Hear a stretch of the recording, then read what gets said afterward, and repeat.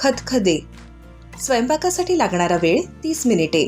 3 ते 4 व्यक्तींसाठी लागणारे साहित्य: भाज्या आवडीनुसार 1 मोठी वाटी, गाजर, वांगी, रताळं, भोपळा, शेवग्याच्या शेंगा, कच्ची केळी, बटाटा, काश्मीरी मिरची 5 ते 6, भिजवलेली तूर डाळ 1 वाटी, ओलं खोबरं 1 वाटी, लाल तिखट 1 चमचा, हळद 1 चमचा, कोकम 5 ते 6, त्रिफळ 5 ते 6, काळी मिरी 1 छोटा चमचा, मीठ चवीनुसार.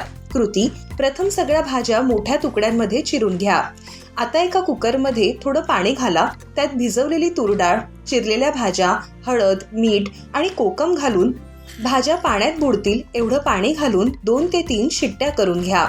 एका बाजूला मिक्सरच्या भांड्यात ओलं खोबरं, हळद, काश्मीरी मिरची, काळी मिरी आणि पाणी घालून वाटण तयार करून घ्या. एकदा सगळ्या भाज्या शिजल्या की त्यात तयार केलेलं वाटण घाला आणि एकत्र करून घ्या. त्यात त्रिफळा घाला आणि मीठ घालून उकळी येऊ द्या. खदखदे भातासोबत सर्व्ह करा.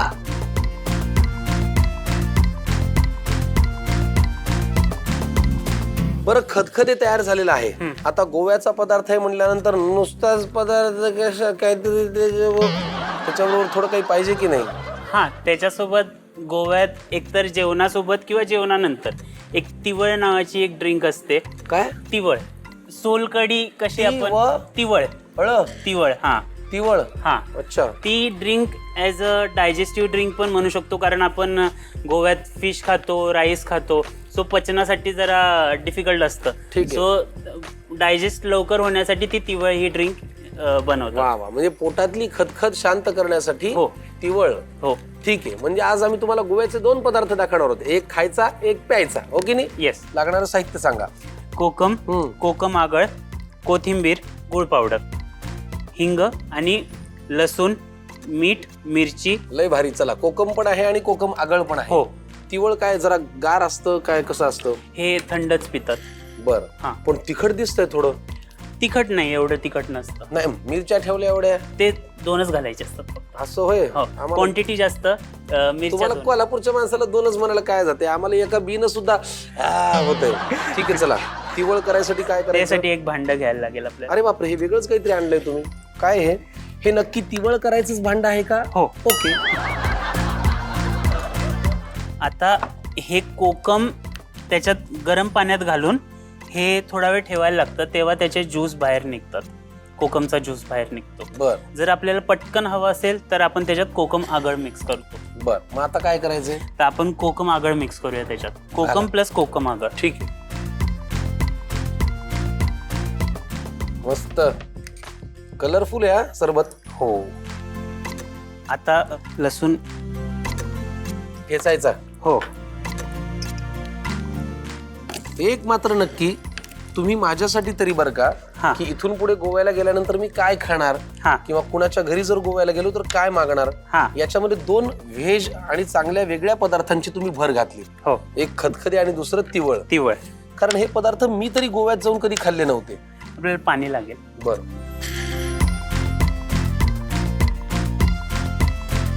क्रश केलेले लसूण, मिरची 1 चिरून घेतले. जीडी भाई, तुम कुछ अलग बना रहे हैं? मस्त लग रहा है देखने को. मीठ, हिंग. कच्चा असाच? हो. अरे बाबू, एवढा हिंग? आणि गुळ. ढवळिंग अँड ढवळिंग अँड ढवळिंग अँड ढवळिंग. हो. मग थोडंसं कोथिंबीर आत्ता घालायचं आणि नंतर गार्निशिंगच्या वेळेला आणखी घालायचं. हो. झालं तयार? हो. अरे काहीच नाही करायला. थोडा वेळ ह्याला ठेवायला लागेल. 5 ते 7 मिनिटं ठेवून फ्रीज मध्ये. हो, फ्रीज मध्ये. आणि त्यानंतर मग आपण हे पिऊ शकतो. बघा काय सुंदर कॉम्बिनेशन आहे. बघा, इकडे आहे खदखदे, इकडे आहे तिवळ.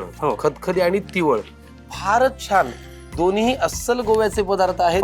एक खाद्य आहे, एक पेय आहे. आता तुम्ही मगाशी खदखदेसाठी लागणारं साहित्य आणि कृती लिहून घेतलं असेल, आता तिवळसाठी लागणारं साहित्य आणि कृती पटकन लिहून घ्या.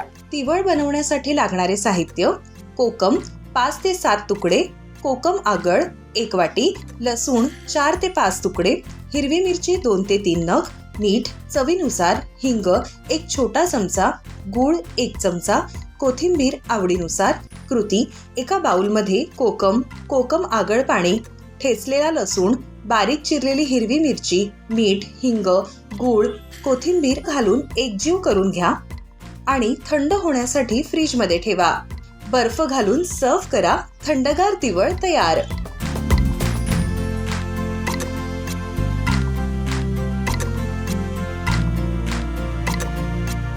खदखदे आणि तिवळ हे दोन्ही पदार्थ आपल्या समोर आहेत आणि अस्सल ऑथेंटिक गोव्याचे पदार्थ आहेत. सोबतीला आम्ही आपला एक गरम भात ठेवलाय म्हणजे कसं खदखदे बरोबर खायला. वा जिडी, कमाल केलीस. आम्ही आता हे चाखून पाहणार आहोत. मी अँड माय न्यू फ्रेंड जिडी, प्लीज. मी आधी जरा नुसतं खाऊन बघतो. चालेल. फारच भारी टेस्ट घ्या. इथे एकच ग्लास ठेवलाय बरं का जिडी.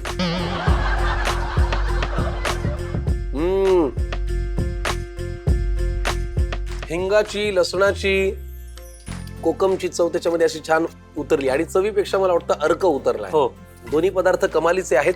कसं वाटलं तुला इथे येऊन स्वयंपाक करून? खूप छान, खूप छान.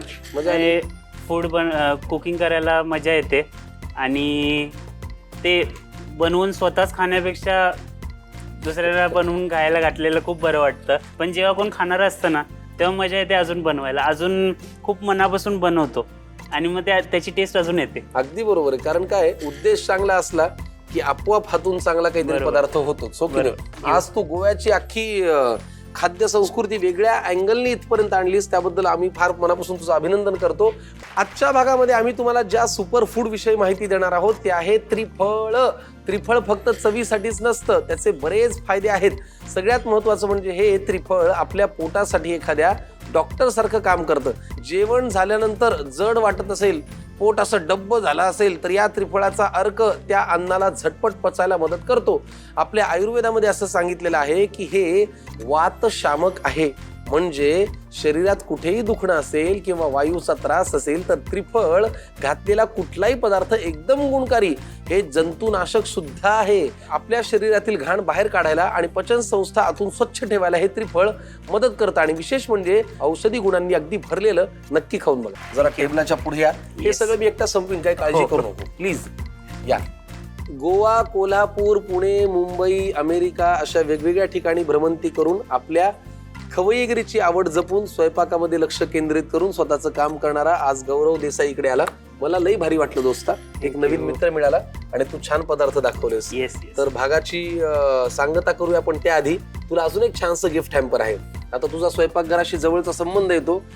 थँक्यू गौरव, खूप मनापासून शुभेच्छा. तुझं स्वप्न आहे की नवीन रेस्टॉरंट तुला ओपन करायचं आहे, त्याची फीत कापायला मी नक्की येईन. नक्की. Thank you so much. या गोव्याला नक्की येणार. आणि अजून एक गोष्ट काय आहे, तुला आमच्या कार्यक्रमाची आमची माझी आठवण राहावी म्हणून झी मराठीकडनं एक छोटीशी भेटवस्तू आहे, ती प्लीज घेऊन या बरं.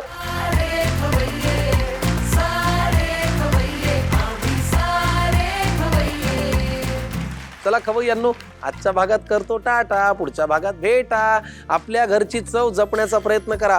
आज बघा गोव्याहून एक मुलगा आला आणि त्यांनी आपल्याला मांसाहाराच्या पलीकडे जाऊन एक छान व्हेज पदार्थ दाखवला. आम्हाला मज्जा आली. असेच नवीन नवीन पदार्थ घेऊन, नवीन नवीन प्रेक्षक घेऊन छान भेटूया आपल्या भागात. तोपर्यंत एक काम करत राहा, आपला कार्यक्रम पाहत राहा. आम्ही सारे खवय्ये, आपल्या घरची चव.